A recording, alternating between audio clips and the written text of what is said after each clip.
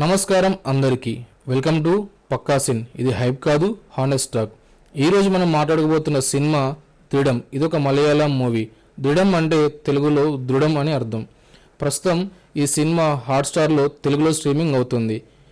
విజయ్ అనే సబ్ ఇన్స్పెక్టర్కి కేరళలో క్రైమ్లు దాదాపు జరగని కులినీలం అనే హిల్ స్టేషన్లో మొదటి పోస్టింగ్ వస్తుంది. ప్రశాంతంగా ఉద్యోగం చేస్తూ ప్రమోషన్ తెచ్చుకోవచ్చని అనుకుంటాడు.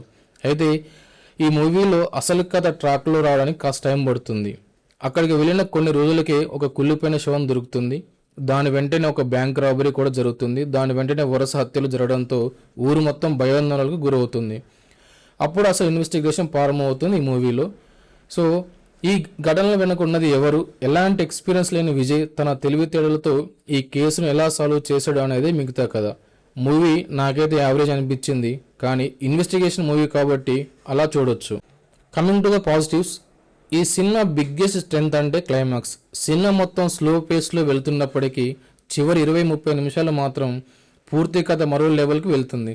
ముఖ్యంగా క్లైమాక్స్లో వచ్చే ట్విస్ట్ మనల్ని సర్ప్రైజ్ చేస్తాయి. షేన్ నిగమ్ యాజ్ విజయ్ పర్ఫార్మెన్స్ కూడా బాగుంటుంది ఈ మూవీలో. ఒక కొత్త పోలీస్ ఆఫీసర్గా ఎక్కువ హంగామా లేకుండా చాలా న్యాచురల్గా నటించాడు. హీరో క్యారెక్టర్ చాలా రియలిస్టిక్గా అనిపిస్తుంది. అలాగే కేరళ లొకేషన్స్, సినిమాటోగ్రఫీ కూడా ఈ సినిమాకు మంచి విజువల్స్ అపీల్ తీసుకొచ్చాయి. కొన్ని ఇన్వెస్టిగేషన్ సీన్స్లో చాలా డీసెంట్గా ఎంగేజ్ చేస్తాయి ఈ మూవీలో. ఈ మూవీలో the biggest drawback is facing. నిజం చెప్పాలంటే మూవీ ఫస్ట్ హాఫ్ చాలా స్లోగా సాగుతుంది.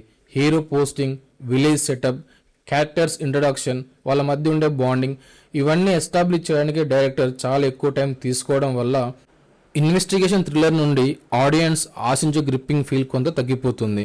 కొన్ని సీన్స్ అన్నెసర్లీ స్ట్రెచ్డ్గా అనిపిస్తాయి. మరికొన్ని చోట్ల డైలాగ్స్ కూడా ఆడియన్స్కి అన్నీ ఎక్స్ప్లెయిన్ చేస్తుంటే అనిపిస్తాయి. డైరెక్టర్ ప్రేక్షకులను ట్రస్ట్ చేయకుండా ప్రతి విషయాన్ని స్పూన్ ఫీడింగ్ చేసిన ఫీలింగ్ వస్తుంది. నాకైతే పర్సనల్గా ఈ సినిమా యావరేజ్ అనిపించింది. ఈ మూవీ బ్యాడ్ మూవీ అయితే కాదు, అలాగే మస్ట్ వాచ్ థ్రిల్లర్ కూడా కాదు. కానీ స్లో నరేషన్ని భరించగలిగితే క్లైమాక్స్ వరకు వెయిట్ చేసి ఆడియన్స్ని డీసెంట్గా పే ఆఫ్ దొరుకుతుంది ఈ మూవీ చూసిన తర్వాత.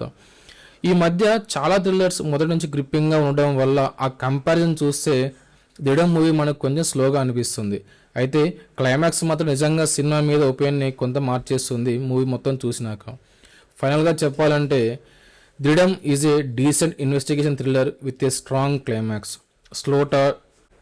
Slow start, average first half, decent investigation but a satisfying climax.